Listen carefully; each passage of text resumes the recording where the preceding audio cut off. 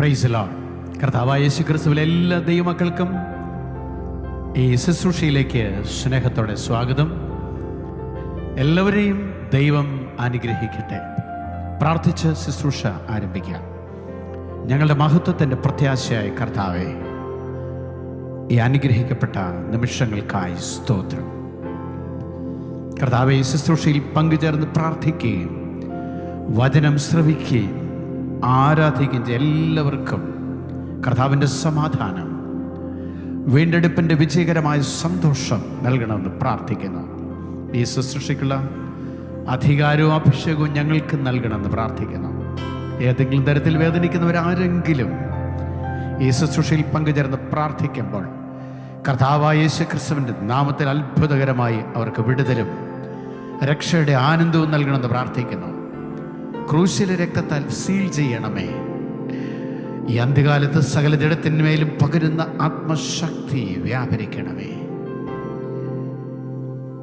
In Jesus name, amen, amen, ആമേൻ. ഇന്നു നീ ഒരിക്കൽ കൂടെ ദൈവവിളി കേട്ടല്ലോ, രക്ഷിതാവു സ്നേഹത്തോടെ കാത്തിരിക്കുന്നുണ്ടല്ലോ.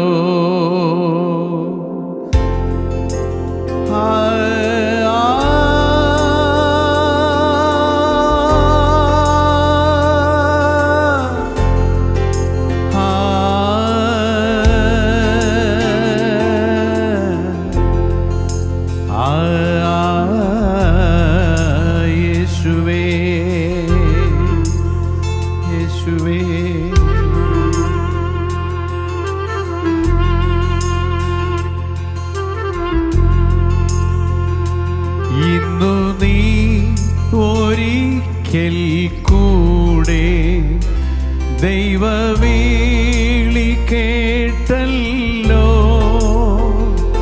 രക്ഷിതാവു സ്നേഹത്തോടെ കാത്തിരിക്കുന്നുണ്ടല്ലോ.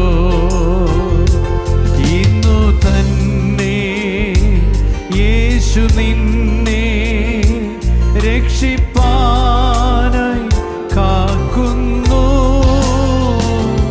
ഭയം വേണ്ട, ശങ്കിക്കേണ്ട, വാ അവങ്കൽ നീന്ന്.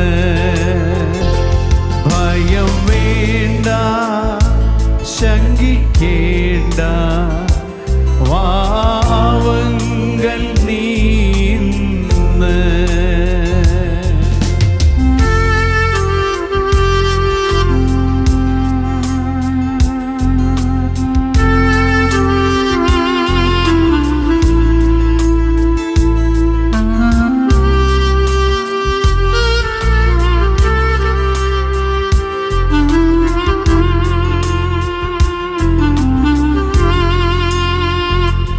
എത്ര നാൾ വൃഥാവായോടി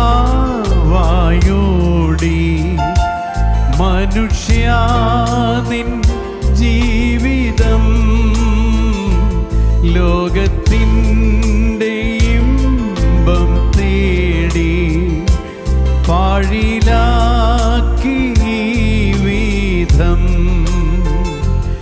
ഇന്നു തന്നെ യേശു നിന്നെ രക്ഷിപ്പാനായി കാക്കുന്നു. ഭയം വേണ്ട, ശങ്കിക്കേണ്ട, വാവങ്കൽ നീന്ന്. ഭയം വേണ്ട, ശങ്കിക്കേണ്ട, വാവങ്കൽ നീന്ന്.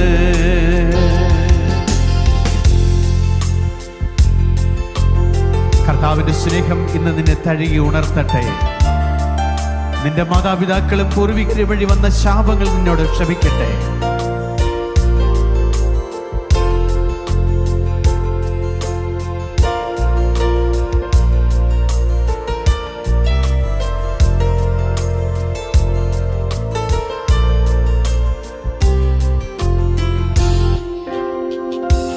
കൈക്കൊള്ളാതെ തള്ളും എന്ന് ഒട്ടും വേണ്ട സംശയം. രക്ഷിതാവ് നിന്നെ ഇന്ന് സ്വന്തമാക്കി തീർത്തിടും.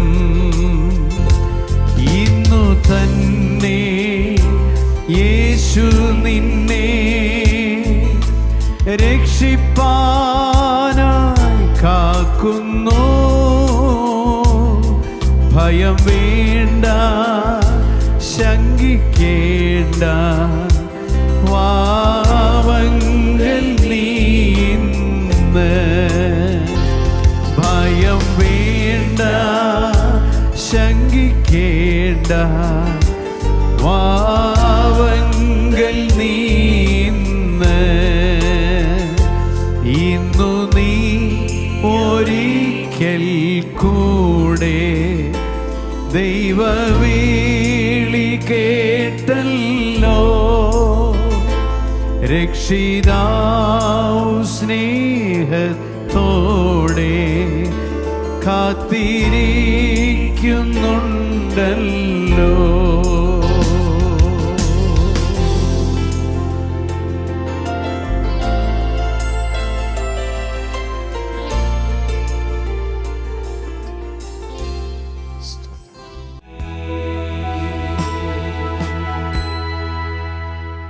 ദൈവതിരുനാമത്തിന് മഹത്വമുണ്ടാകട്ടെ. ജീവന്റെ വഴി എന്ന ഈ അനുഗ്രഹീതമായ ശുശ്രൂഷയിൽ ഒരു പ്രാവശ്യം കൂടി ചേർന്നിരിപ്പാൻ സ്വർഗത്തിലെ വലിയവനായി ദൈവം തന്ന കൃപയ്ക്കായി നന്ദി നിറഞ്ഞ ഹൃദയത്തോടെ ദൈവത്തെ സ്തുതിക്കുന്നു, സ്തോത്രം ചെയ്യുന്നു. ഈ ശുശ്രൂഷയിലുള്ള അനേക ദൈവമക്കൾക്ക് കർത്താവ് അത്ഭുതകരമായി സൗഖ്യം, വിടുതലും മാനസാന്തരവും നൽകുന്നതോർത്ത് ദൈവത്തെ നന്ദി നിറഞ്ഞ ഹൃദയത്തോടെ സ്തുതിക്കുകയാണ്. ഏതൊരു കാലഘട്ടത്തെക്കായാലും വളരെ പ്രശ്നസങ്കീർണകരമായിരിക്കുന്ന ഒരു കാലഘട്ടത്തിലൂടെ ആധുനിക ലോകം മുന്നോട്ട് പോകുമ്പോൾ മനുഷ്യൻ പാപത്തിലും അശുദ്ധിയിലും ലോകത്തിൻ്റെ മലിമസമായിരിക്കുന്ന അനുഭവങ്ങളിലൂടെ മുന്നേറുമ്പോൾ 2024 വർഷം മുമ്പ് സ്വർഗത്തിലെ വലിയവനായി ദൈവം മാനവജാതിയുടെ രക്ഷയ്ക്കും വീണ്ടെടുപ്പിനുമായി ഒരുക്കിയ രക്ഷയുടെ പദ്ധതിയാണ് നസ്രായനായ യേശു ക്രിസ്തു. കർത്താവിൻ്റെ പരിശുദ്ധ ശുശ്രൂഷയുടെ മുഖത്ത് ശരീരം മുഴുവനും കുഷ്ഠം പിടിച്ചവനായ ഒരു കുഷ്ഠരോഗി, ശുദ്ധമുള്ള മർക്കോസ് എഴുതിയ രക്ഷാസുവിശേഷം 1-ാം അധ്യായം അതിൻ്റെ 40-ാമത്തെ തിരുവെഴുത്തിൽ യേശു തമ്പുരാൻ്റെ തിരുസന്നിധിയിലേക്ക് വന്ന് മുഴങ്കാല് മടക്കി അവൻ നെടുമ്പാട് വീണത് യേശുവിനോടൊരു ചോദ്യം ചോദിക്കുകയാണ്. യേശുവേ, നിനക്ക് മനസ്സുണ്ടെങ്കിൽ എന്നെ ശുദ്ധനാക്കുവാൻ കഴിയും. അവിടെ എങ്ങനെയാണ് കാണുന്നത്? യേശു മനസ്സലിഞ്ഞു, തൻ്റെ കൈ നീട്ടി അവനെ തൊട്ടു, മനസ്സുണ്ട്, ശുദ്ധമാകുക എന്ന് പറഞ്ഞു. ആ ക്ഷണം ആ കുഷ്ഠം അവനെ വിട്ടുമാറി അവൻ പൂർണ്ണമായി സൗഖ്യം പ്രാപിക്കുകയാണ്. എന്നെ ശ്രവിക്കുന്ന പ്രിയ ദൈവജനമേ, പഴയ നിയമ പുസ്തകത്തിൻ്റെ ആഴങ്ങളിലേക്ക് ഇറങ്ങി പരിശോധിക്കുമ്പോൾ ദൈവം മോശ വഴി തൻ്റെ ജനമായ ഇസ്രായേൽ മക്കൾക്ക് നൽകിയതായിരിക്കുന്നതായ ആ ശുദ്ധീകരണത്തിൻ്റെതായിരിക്കുന്ന നിയമാവലിയിൽ ലേവ്യ പുസ്തകം പരിശോധിക്കുമ്പോൾ അതിൻ്റെ 14-ാം അധ്യായം 2-ാമത്തെ തിരുവെഴുത്തിൽ ഒരു കുഷ്ഠരോഗിക്ക് എങ്ങനെയാണ് ആ രോഗത്തിൽ നിന്ന് അവൻ വിമുക്തി നേടി സൗഖ്യം പ്രാപിച്ചു എന്ന് വിശുദ്ധ വേദപുസ്തകം നമ്മെ ഓർമ്മപ്പെടുത്തുകയും പഠിപ്പിക്കുകയും ചെയ്യുകയാണ്. പഴയ നിയമത്തിൽ കുഷ്ഠരോഗിയായിരിക്കുന്നൊരു വ്യക്തി താൻ അനുഭവിക്കുന്ന പാപകുഷ്ഠത്തിൻ്റെ അനുഭവത്തിൽ നിന്ന് വിടുതൽ പ്രാപിച്ച ശുദ്ധീകരണം പ്രാപിക്കണമെങ്കിൽ മോശയിക ന്യായപ്രമാണം അനുസരിച്ച് അവൻ ദൈവാലയത്തിലേക്ക് പുരോഹിതൻ്റെ സമക്ഷം കടന്നു ചെല്ലണം. ആ കുഷ്ഠരോഗി തൻ്റെ രോഗത്തിൽ നിന്ന് വിടുതൽ പ്രാപിച്ചു എന്ന് സാക്ഷ്യം ലഭിക്കുവാൻ അവൻ ദൈവാലയത്തിലേക്ക് കടന്നു ചെല്ലുമ്പോൾ ലേവ്യ പുസ്തകം 14-ാം അധ്യായം 4 തിരുവെഴുത്ത്, അവൻ പാളയത്തിൽ പുരോഹിതന്റെ അടുക്കലേക്ക് കടന്നു ചെല്ലുമ്പോൾ ജീവനുള്ളതായ ശുദ്ധിയുള്ള 2 പക്ഷിയെയും ദേവദാരു, ചുവപ്പുനൂൽ, ഈസോപ്പ് എന്നിവ കൊണ്ടുവരുവാൻ കൽപ്പിക്കണം. ഇത് ന്യായപ്രമാണമാണ്. ലേവ്യ പുസ്തകം 14-4 ഈ എല്ലാ മൂലകവും പാപം ക്ഷമിക്കുന്നതിന് വേണ്ടിയുള്ള ക്രിസ്തുവിൻ്റെ രക്ഷാനുഭവത്തിൻ്റെ ഒരു മുൻകുറിയായി നമുക്ക് കാണുവാൻ കഴിയും. പുരോഹിതൻ ഈ കുഷ്ഠരോഗി കൊണ്ടുവരുന്നതായിരിക്കുന്ന ആ ശുദ്ധിയുള്ള 2 പക്ഷിയെ പാളയത്തിന് പുറത്തേക്ക് കൊണ്ടുപോകണം. മാത്രമല്ല, അത് മതിലുകൾക്ക് പുറത്തായിരിക്കണം ഈ പക്ഷി അറുക്കപ്പെടേണ്ടത്. ഇത് കർത്താവ് കാൽവരി ക്രൂശ് വഹിച്ചുകൊണ്ട് ഗോകുൽത്തായിലേക്കുള്ള യാത്രയിൽ യെരൂശലേം കോട്ടയെ വിട്ട് അവൻ പുറത്തേക്ക് ആ കുരിശ് വഹിച്ചു പോകുന്നുള്ള ഒരു യാത്ര നമുക്ക് പുതിയ നിയമത്തിൽ കാണുവാൻ കഴിയും. ഈ ജീവനുള്ള പക്ഷിയെ കുറിച്ച് പഠിക്കുമ്പോൾ ആ 2 പക്ഷികൾ കർത്താവിൻ്റെ മരണവും ഉയർത്തെഴുന്നേൽപ്പിനെയും ദൃഷ്ടാന്തീകരിക്കുന്ന കാണുവാൻ കഴിയും. ദേവദാരു കർത്താവിൻ്റെ ക്രൂശിനെയും, ചുവപ്പുനൂൽ അവൻ്റെ അനുഭവിച്ച കക്ഷതയെയും സൂചിപ്പിക്കുന്നു. ഈസോപ്പ് അവൻ്റെ വിശ്വാസത്തെ പ്രതിനിധീകരിക്കുകയാണ്. ശുദ്ധമുള്ള 51-ാം സങ്കീർത്തനം 7-ാം തിരുവെഴുത്തിൽ ഇസ്രായേലിന് മധുരഗായകനായ ദാവീദ് വേശ്യദോഷത്തിലും കൊലപാതകത്തിലും പിടിപെട്ട പാപകുഷ്ഠത്തിൻ്റെ അനുഭവത്തിലേക്ക് കടന്നു ചെല്ലുമ്പോൾ നാഥാൻ പ്രവാചകനിലൂടെ അവൻ്റെ പാപത്തെക്കുറിച്ച് ബോധ്യപ്പെടുത്തി കൊടുക്കുമ്പോൾ ദാവീദ് ഇങ്ങനെ 51-ാം സങ്കീർത്തനം 7-ാം തിരുവെഴുത്തിൽ ദൈവസന്നിധിയിൽ നെടുമ്പാട് വീണ് പ്രാർത്ഥിക്കുകയാണ്. ഞാൻ നിർമ്മലനാകേണ്ടതിന് ഈസോപ്പ് കൊണ്ട് എന്നെ ശുദ്ധീകരിക്കണമേ. ഞാൻ ഹിമത്തേക്കാൾ വെളുക്കേണ്ടതിന് എന്നെ കഴുകണമേ. പഴയ നിയമത്തിലേക്ക് പരിശോധിക്കുമ്പോൾ അടിമ വീടായിരിക്കുന്ന മിസ്രൈമിൻ്റെ അടിമത്വത്തിൽ നിന്നും തൻ്റെ ജനത്തെ വിടുവിച്ച് തേനും പാലും ഒഴുകുന്ന വാക്തത്വ നാട്ടിലേക്ക് ദൈവം വഴി നടത്തുമ്പോൾ അവിടെ കുരുളറക്കപ്പെട്ടതായ ഒരു കുഞ്ഞാടിൻ്റെ രക്തം ഒരു കിണ്ണത്തിലെടുത്ത് ആ കിണ്ണത്തിലെ രക്തത്തിൽ ഈസോപ്പ് ചെടിയുടെ ഒരു തണ്ടെടുത്ത് ആ രക്തത്തിൽ മുക്കി ഓരോ ഇസ്രായേലിനും പാർക്കുന്ന കട്ടിള കുറുമ്പടിമേലും കട്ടിളക്കാർ 2-ന്മേലും കുഞ്ഞാടിൻ്റെ രക്തം കൊണ്ട് മുദ്രയിടണം. ദൈവമക്കളെ, അത് വീണ്ടെടുപ്പിൻ്റെ രാത്രിയാണ്. മോശയും പ്രവാചകന്മാരും അഭിഷക്തന്മാരും അരുളി ചെയ്തതുപോലെ ദൈവജനം അക്ഷരം പ്രതി ആമേൻ അനുസരിച്ചു. ഊനമില്ലാത്ത ആട്ടുകൊറ്റനെ അറുത്ത് അതിൻ്റെ രക്തം ആമേൻ കിണ്ണത്തിലെടുത്ത് ആ പാത്രത്തിലെ രക്തത്തിൽ ഈസോപ്പ് ചെടിയുടെ കെട്ടിട്ടിട്ട് ആ രക്തം കട്ടിള കുറുമ്പടിമേലും കട്ടിളക്കാൽ 2-ന്മേലും കുഞ്ഞാടിൻ്റെ രക്തം കൊണ്ട് മുദ്രയിട്ടു. ദൈവമക്കളെ, ഇത് യേശു ക്രിസ്തു എന്ന യാഗമാകുന്ന കുഞ്ഞാടിൻ്റെ രക്തത്തിൻ്റെ മുൻകുറിയാണ്. ഞാൻ ആ വിഷയത്തിലേക്ക് മടങ്ങി വരുവാൻ ആഗ്രഹിക്കുന്നു. ദൈവമക്കളെ, അതേ കുഷ്ഠരോഗി കുഷ്ഠത്തിൽ നിന്ന് വിടുതൽ പ്രാപിക്കുവാൻ പുരോഹിതൻ ചെയ്യേണ്ടത് ഈ ശുദ്ധമുള്ളതായിരിക്കുന്ന 2 പക്ഷികളിൽ ഒന്നിനെ ആമേൻ മൺകലത്തിലെടുത്ത ആ ശുദ്ധമുള്ളതായിരിക്കുന്ന ആ നീരുറവയിലെ ജലത്തിൽ ആ പക്ഷി അറുക്കണം.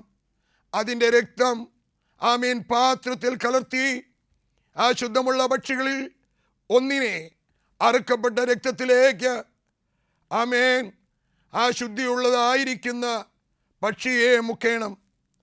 തീർന്നില്ല, അവനെ രക്ഷ പ്രാപിക്കുവാൻ വേണ്ടി, കുഷ്ഠരോഗത്തിൽ നിന്ന് വിടുതൽ പ്രാപിക്കുവാൻ വേണ്ടി ആ കുഷ്ഠരോഗിയുടെ മേൽ 7 പ്രാവശ്യം ആമേൻ അറുക്കപ്പെട്ട പക്ഷിയുടെ രക്തം തളിക്കപ്പെടേണ്ടതായിട്ടുണ്ട്. ഇത് നമ്മുടെ കർത്താവിൻ്റെ കാൽവരിയിലെയും ആ ഗോകുൽത്തായിലെ ക്രൂശ് മരണവും അതിലൂടെയുള്ള രക്ഷയുടെയും വീണ്ടെടുപ്പിൻ്റെയും ഒരു മുൻകുറിയായി നമുക്ക് കാണുവാനായിട്ട് കഴിയും. നമുക്കറിയാം, യേശുവിനെ പിടിച്ച് ബന്ധിച്ച് അതേ മഹാപുരോഹിതന്റെ അടുക്കിലേക്ക് കൊണ്ടുപോകുന്ന ആ കക്ഷാനുഭവത്തിൻ്റെ രാത്രിയിൽ ദൈവമക്കളെ, ഗസ്തമൻ തോട്ടത്തിൽ നമ്മളവിടെ കാണുവാനായി കഴിയുന്നത് യേശു തമ്പുരാൻ തൻ്റെ ശിഷ്യന്മാരുമായിട്ട് ഗസ്തമൻ തോട്ടത്തിലേക്ക് കടന്നു ചെല്ലുന്നതും അവിടെ ലോകത്തിൻ്റെ പാപം ചുമക്കുന്ന ദൈവകുഞ്ഞാടായ നസ്രായനായ യേശു തമ്പുരാൻ മാനവജാതിയുടെ രക്ഷയ്ക്ക് വേണ്ടി ഏൽപ്പിച്ചു കൊടുക്കുന്ന രാത്രിയിൽ ശുദ്ധമുള്ള ലൂക്കോസ് എഴുതിയ രക്ഷാസുവിശേഷം 22-ാം അധ്യായം 44-ാമത്തെ തിരുവെഴുത്തിൽ നാം ഇങ്ങനെയാണ് കാണുന്നത്. പിന്നെ അവൻ പ്രാണവേദനയിലായി അതിശ്രദ്ധയോടെ പ്രാർത്ഥിച്ചു. അവൻ്റെ വിയർപ്പ് നിലത്ത് വീണ് വലിയ രക്തതുള്ളി പോലെയായി. എന്നെ ശ്രവിക്കുന്ന ദൈവജനമേ, ശുദ്ധമുള്ള മത്തായിയുടെ രക്ഷാസുവിശേഷം 26-ാം അധ്യായം അതിൻ്റെ 39-ാം തിരുവെഴുത്തിൽ മത്തായി ശ്ലീഹായിലൂടെ കുറച്ചുകൂടി സവിസ്തരമായി ഈ ഭാഗം രേഖപ്പെടുത്തിയിട്ടുണ്ട്. നാം അവിടെ എങ്ങനെയാണ് വായിക്കുന്നത്? പിതാവേ, കഴിയുമെങ്കിൽ ഈ പാനപാത്രം എങ്കിൽ നിന്ന് നീക്കി തരണമേ. എന്നാൽ പൂർണ്ണ മനുഷ്യനും പൂർണ്ണ ദൈവമായവൻ തൻ്റെ മനുഷ്യത്തിൽ നിന്ന് യേശു ഇങ്ങനെ വിളിച്ച് പ്രാർത്ഥിച്ചു പിതാവിനോട്, എങ്കിലും പിതാവേ, എൻ്റെ ഇഷ്ടമല്ല, നിന്റെ ഹിതം പോലെ ഭവിക്കണം. എന്തായിരുന്നു ഗസ്തമൻ തോട്ടത്തിൽ അതേ സകല മാനവജാതിയുടെയും പാപം അറുക്കപ്പെട്ട പക്ഷി അല്ലെങ്കിൽ ലോകത്തിൻ്റെ പാപം ചുമക്കുന്ന ആ കുഞ്ഞാടിൻ്റെ മേലേക്ക് ചുമത്തപ്പെട്ടപ്പോൾ അവൻ്റെ രക്തധമനികൾ വലിഞ്ഞു മുറുകി, രക്തത്തുള്ളികൾ വിയർപ്പ് ഗണമായി ഗസ്തമനിൽ വീണു. ഇന്നെ ശ്രവിക്കുന്ന ദൈവമക്കളെ, എന്തിനാണ് യേശു ഗസ്തമനിൽ അവൻ്റെ രക്തം വിയർപ്പായി വിയർപ്പുള്ളി രക്തഗണമായി ഭൂമിയിൽ വീണത്? എൻ്റെയും നിൻ്റെയും പാപത്തിൻ്റെ പരിഹാരത്തിന് വേണ്ടി. പരിശുദ്ധ മുഖത്തേക്ക് അവന് വഴിയൊരുക്കുവാനായ യോഹന്നാൻ യോർദാൻ നദിയിലൂടെ ആ സ്നാന ശുശ്രൂഷ സമയത്ത് വിദൂരത്ത് വരുന്ന യേശുവിനെ വിരൽ ചൂണ്ടിക്കൊണ്ട് ലോകത്തിന് പരിചയപ്പെടുത്തി തുടങ്ങിയതാണ്. അതേ 30 വയസ്സുള്ള തേജോ സ്വരൂപിയായിരിക്കുന്ന ലോകത്തിൻ്റെ രക്ഷിതാവായ നസ്രായനായ യേശു വരുമ്പോൾ അതേ യോഹന്നാൻ ഇങ്ങനെ വിരൽ ചൂണ്ടിക്കൊണ്ട് പറഞ്ഞു, ഇതാ ലോകത്തിൻ്റെ പാപം ചുമക്കുന്ന ദൈവത്തിൻ്റെ കുഞ്ഞാട്. നമുക്കറിയുവാൻ കഴിയും, അവൻ്റെ പീഡാനുഭവത്തിൽ കന്നാൻ്റെയും കയ്യാഫാവിൻ്റെയും മതകോടതിയിൽ അവനെ വിസ്തരിച്ചതാണ്. ഒരു തെറ്റുപോലും ഒരു കുറ്റം അവൻ്റെ മേൽ തെളിയിക്കുവാൻ കഴിഞ്ഞില്ല. പീലാത്തോസിൻ്റെയും ഹെറോദോസിൻ്റെയും ലോകകോടതിയിൽ രോമം കത്രിക്കുന്ന മുമ്പിൽ ഒരു കുഞ്ഞാട് പോലെ തലകുമ്പിട്ട് നിൽക്കുന്ന നസ്രായനായ യേശു പീലാത്തോസ് വിസ്തരിച്ചിട്ട് പറഞ്ഞു, ഈ മനുഷ്യനിൽ ഞാൻ യാതൊരു കുറ്റവും കാണുന്നില്ല. ആ നാളിലെ രാജാവായിരിക്കുന്ന ഹെറോദോസ് പറയുന്നു, ആ മനുഷ്യനൊരു കുറ്റം കണ്ടെത്തുവാനായി കഴിയുന്നില്ല. എന്തിനാണ് പ്രിയ ദൈവത്തിലെ ലോകത്തിൻ്റെ പാപം ചുമക്കുന്ന ദൈവ കുഞ്ഞാട് നാം ചിന്തിക്കുന്ന ചിന്താവിഷയത്തിൽ ആ കുഷ്ഠരോഗി ലേവ്യ പുസ്തകത്തിൽ പഴയ നിയമാചാരമനുസരിച്ച് അതേ പാപകുഷ്ഠത്തിന് വിടുതൽ കിട്ടുവാൻ അറുക്കപ്പെട്ട ആ ശുദ്ധിയുള്ള പക്ഷികളിൽ ഒന്നിനെ ഉറവെങ്കിലുള്ള മൺകുടത്തിലേക്ക് അറുത്ത് അതിൻ്റെ രക്തത്തിലാണ് കുഞ്ഞെ ആ ഈസോപ്പ് ചെടിയുടെ തണ്ടിട്ടിട്ട് പുരോഹിതൻ 7 പ്രാവശ്യം ഈ കുഷ്ഠരോഗിയുടെ മേൽ തളിക്കുന്നത്. നാം ഒന്നാമതായി കാണുന്ന ചിന്ത നാം ഇവിടെ പങ്കുവെച്ച് കഴിഞ്ഞല്ലോ. ഗസ്തമൻ തോട്ടത്തിൽ അതേ ലോകത്തിൻ്റെ പാപം ചുമക്കുന്ന ദൈവകുഞ്ഞാടായ നസ്രായനായ യേശുവിൻ്റെ മേൽ അതേ പിതാവ് സകല മാനവജാതിയുടെയും പാപം അവൻ മേൽ ചുമത്തുമ്പോൾ യാതൊരു പാവമേശാത്തവൻ അവൻ്റെ രക്തധമനികൾ വലിഞ്ഞു മുറുകി. ആമേൻ. വിയർപ്പ് തുള്ളികൾ രക്തഗണമായി ആമേൻ ഗസ്തമനിൽ വീഴുകയാണ്. ഒന്നാമത്തെ രക്തത്തളിപ്പ് നമുക്ക് അവിടെ കാണുവാനായി കഴിയും. കുഷ്ഠരോഗി എൻ്റെയും നിൻ്റെയും പാപകുഷ്ഠത്തിൻ്റെ പരിഹാരത്തിന് വേണ്ടിയാണ് ഗസ്തമനിൽ ആമേൻ പ്രാണപ്രിയൻ ഈ പ്രാണത്യാഗവും ഈ വേദനയും അനുഭവിക്കുന്നത്.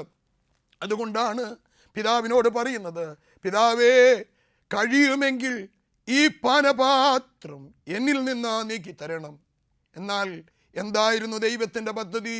തൻ്റെ ഏകജാതനായ പുത്രനിൽ വിശ്വസിക്കുന്ന ഏവനും നശിച്ചു പോകാതെ നിത്യജീവൻ പ്രാപിപ്പാൻ സ്വർഗത്തിലെ വലിയവനായ ദൈവം പാപിയായ എന്നെയും നിന്നെയും സ്നേഹിച്ചു. വചനം ശ്രവിക്കുന്ന ദൈവമക്കളെ, ലോക ചരിത്രത്തിൽ ഒരേ ഒരു വ്യക്തി മാത്രമാണ് പാപിയുടെ പാപത്തിൻ്റെ പരിഹാരത്തിനു വേണ്ടി കാൽവരി ക്രൂശിന്മേൽ പരമയാഗമായി തൻ്റെ രക്തം മറുവിലയായി പാപിക്ക് രക്ഷയും വീണ്ടെടുപ്പും ഒരുക്കിയത്. ഇന്ന് നമ്മൾ പഠിക്കുമ്പോൾ അതേ ഒത്തിരി ചരിത്രത്തിൻ്റെ ആഴങ്ങളിലേക്ക് ഇറങ്ങുമ്പോൾ ഒത്തിരി അവതാരങ്ങളുണ്ട്. ഞാൻ അതിൻ്റെ ആഴങ്ങളിലേക്ക് ഇറങ്ങുവാൻ ആഗ്രഹിക്കുന്നില്ല. അവതാരങ്ങൾ മുഴുവനും പാപിയായ മനുഷ്യനെ നിഗ്രഹിച്ചിട്ട് സജ്ജനത്തെ രക്ഷിക്കുന്ന കാഴ്ചയാണ് കാണുവാൻ കഴിയുന്നത്. എന്നാൽ യേശു കർത്താവ് മാത്രമാണ് അതേ 99 ഇട്ടിട്ട് കാണാതെ പോയ ഒന്നിനെ തേടി വന്ന സത്യേക ദൈവം. അവൻ്റെ ജനനത്തിൽ മാലാഖ ലോകത്തോട് വിളിച്ചു പറഞ്ഞു, ഇതാ സകല മാനവജാതിക്കുമുള്ള രക്ഷയുടെ സുവിശേഷം ഞാൻ നിങ്ങളോട് പങ്കുവെക്കുന്നു. ക്രിസ്തു എന്ന രക്ഷിതാവ് ഇന്ന് ദാവീദിൻ്റെ പട്ടണത്തിൽ നിങ്ങൾക്കായി ജനിച്ചിരിക്കുന്നു.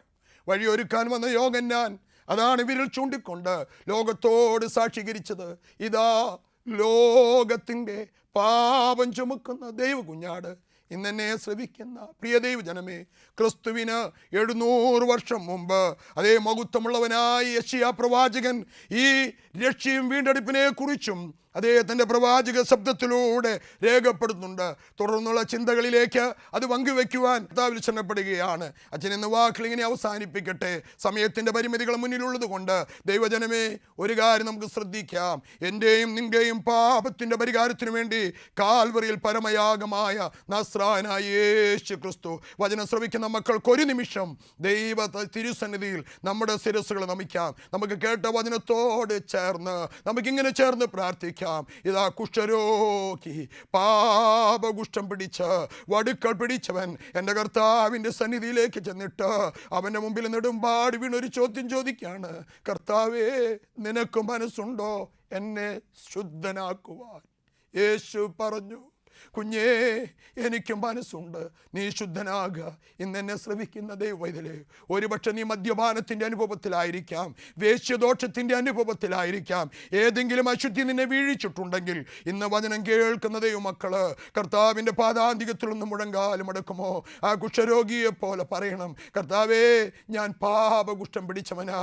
ആമേൻ. വ്യഭിചാരത്തിൽ പിടിക്കപ്പെട്ട ദാവീദ്, കൊലപാതകിയായ ദാവീദ്, നാഥാൻ പ്രവാചകൻ തൻ്റെ പാപത്തെക്കുറിച്ച് ബോധ്യപ്പെടുത്തിയപ്പോൾ അവൻ നെടുമ്പാട് വീണ് പറഞ്ഞു, ദൈവമേ, നിന്റെ കൃപയിൻ പ്രകാരം എന്നോട് കരുണ ചെയ്യണം, നിന്റെ സോപ്പാ കൊണ്ട് എന്നെ ഒന്ന് കഴുകണം, എന്നെ ശുദ്ധീകരിക്കണം. ഇന്ന് രാത്രി ആ കാൽവരി ക്രൂശിന് മുന്നിൽ ദൈവത്തിനെ നമുക്കൊന്ന് സമർപ്പിച്ചു കൊടുക്കാം. യേശുവേ, ഒരു തുള്ളി രക്തം ഈ പാപികളായ അടിയങ്ങളുടെ മേൽ ചൊരിയണമേ, നിന്റെ രക്തം കൊണ്ട് കഴുകണമേ. ചില മക്കൾ രോഗത്താൽ ഭാരപ്പെടുന്ന ശാപത്തിൻ്റെ അനുഭവത്തിൽ കിടക്കുന്നുണ്ട്. 1 യോഹന്നാൻ 1:7 അവൻ്റെ പുത്രനായ യേശുവിൻ്റെ രക്തം സകല പാപം പോക്കി ശുദ്ധീകരിക്കും. അതേ ആ കാൽവരി രക്തം നിന്റെ കുഞ്ഞുങ്ങളെ കഴുകണമേ, ശക്തീകരിക്കണമേ. രോഗികളുടെ മേൽ നിന്റെ കരം വെക്കണമേ, സൗഖ്യം കൊടുക്കണമേ. മഹത്വം അറുക്കപ്പെട്ട കുഞ്ഞാടിന് യേശു ക്രിസ്തു മകൻ നിങ്ങൾ താഴ്മയായി ചോദിക്കുമ്പോൾ കൃപയോടെ കേട്ട് ഏഴകളെ അനുഗ്രഹിക്കുമാറാകണമേ. ആമേൻ.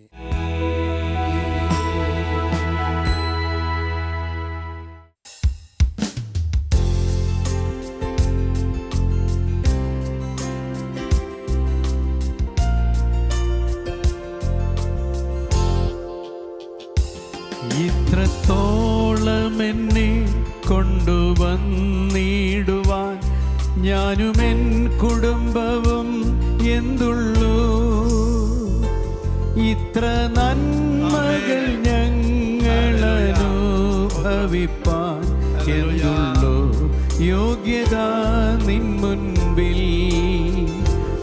ഇത്ര നന്മകൾ ഞങ്ങളനുഭവിപ്പാൻ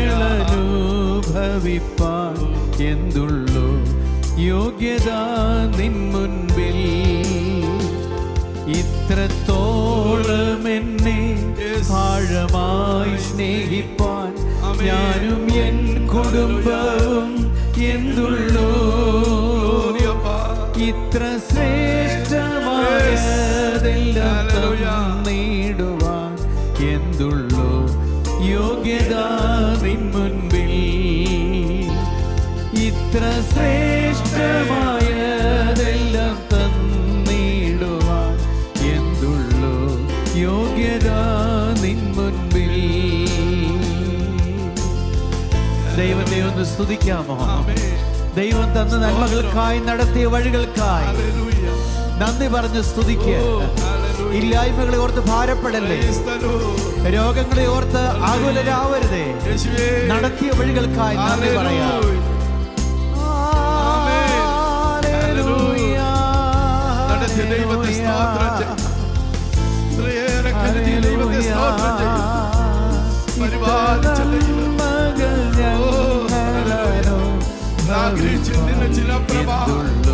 ഞങ്ങൾ ഓരോ ദിവസവും നടത്തുന്ന ദൈവത്തെ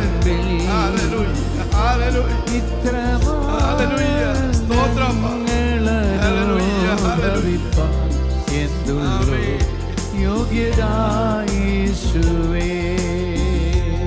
നിന്റെ കരങ്ങളിൽ ഞങ്ങളെ സമർപ്പിക്കുന്നു.